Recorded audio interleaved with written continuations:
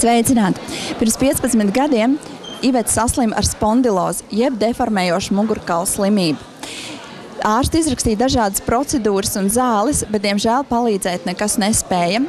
Kad 2009. gadā Iveta sāk apmeklēt draudzi un devās uz 3 dienu semināru, jeb encounteru, viņa saņēma ne tikai dziedināšanu savai slimībai, bet ieguva arī pavisam jaunu jēgu un mērķus visai savai dzīvei. Pastāst, lūdzu, kā tev izpaudās šī slimība un kā tu uzzināji, ka tev viņa ir? Jā, pirms 15 gadiem man sākās kaut kur šī slimība apmēram. Un, viņa izpaudās tā, ka viņa paralizēja visu manu dzīvi. Man bija plecu taisni kakla rajonā. Es biju tā kā ļoti stiprām sāpēm. Es nevarēju kustēties, es nevarēju iet un es biju burtiski paralizēta. Un, tad es lietoju tur pat kaut kādas sildošās smērītes iesākumā un mazliet uzlabojās, tad pārgāja. Bet tad tā kaita atkārtojās arvien biežāk. Un kad es griezos pie ārsta, tad veica rentgena uzņēmumu un teica, ka man ir deformācija taisnas sprandai. Jā, un tad bija tā, ka man mainījās darbs un man vairāk bija braucošs darbs. Es nedēļā nobraucu gandrīz, varētu teikt, kaut kur 1500 kilometri pa Latviju. Un tad tā slimība ļoti bieži man mocīja.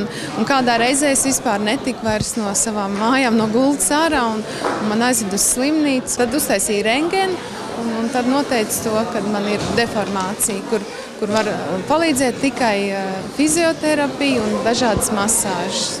Ko ārsts tev ieteica darīt? Kādas procedūras tu gāji? Jā, es gāju uz masāžām dažādām. Iesākumā tādām ļoti sāpīgām, kuras spiež uz punktiem, un tās tiešām sāp, ļoti sāp.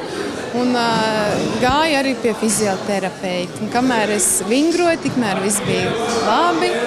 Gāju arī peldbaseinā, aerobikā. Un kamēr es to darīju, viss bija ļoti jauki, bet tikko es to pārstāju darīt, tā slimība atkal bija atpakaļ. Arī pēc masāžām, 2 mēnešus augstākais es jutos komfortabli, bet pēc tam tā kaita atgriezās atpakaļ. Vai tev bija jālieto arī pretsāpju zāles? Jā, tās es lietoju arī ļoti daudz, jo citas iespējas nebija, tad es dzēru tabletes, jā. Tas palīdzēja? Jā, palīdzēja, jā, bet tas bija arī, es sapratu, cik tas ir slikti sirdī un tā tālāk. Cik kopumā gadus tu slimoji ar to slimību? Vairāk kā 10 gadu kopā. Šodien tu esi vesela un brīva no spondilozes. Kā tu saņēmi savu dziedināšanu? Jā, mēs sākām 2009. gadā braukt uz šo draudzi. Un 2009. gada septembra mēnesī mēs bijām uz encounteru. Un tur es saņēmu šo dziedināšanu. Pastāst, kā tas notika? Vai tu kaut ko sajūti arī? Jā, mēs gājām pie krusta un visi bijām pieķērušies pie krusta. Un pēkšņi es tā sajūtu, ka pār mani gāžās ūdens, tāda strauma līst. Tas nebija īstais ūdens? Tas nebija īstais. Tas nebija ūdens, bet tas bija Dieva pieskāriens taisni. Ļoti spēcīgs un tāds, ka es nevarēju nostāvēt kājās. Es gāju sēdēt maliņā, jo es noteikti būtu tur apkritusi. Un no tā brīža es biju dziedināta. Vai tu sajūti, vai tu saprati tajā brīdī, ka vēl kaut kas notiek? Šīs dziedināšanas es sapratu, ka es biju dzīvojusi grēkā un lāstiem apkrautā dzīvē, un ka viss tas grēka smagums, tas bija sēdēja man uz kakla, un tajā brīdī tas tika noņemts nost pie krusta stāvot. Un es saņēmu arī savai dzīvē jēgu, jo es daudz biju domājusi pirms nonācu šajā draudzē, par to, ka manā dzīvē ir tukšums un kas paliks aiz manīm.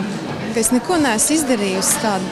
Nav nekāda jēga tam, kā es esmu dzīvojusi. Saņēmu to dzīves jēgu un mērķi, ka kalpot Dievam un stāstīt cilvēkiem par to, cik Dievs ir labs, cik Jēzus ir labs un sekot viņam un darīt tos darbus, ko viņš darīja.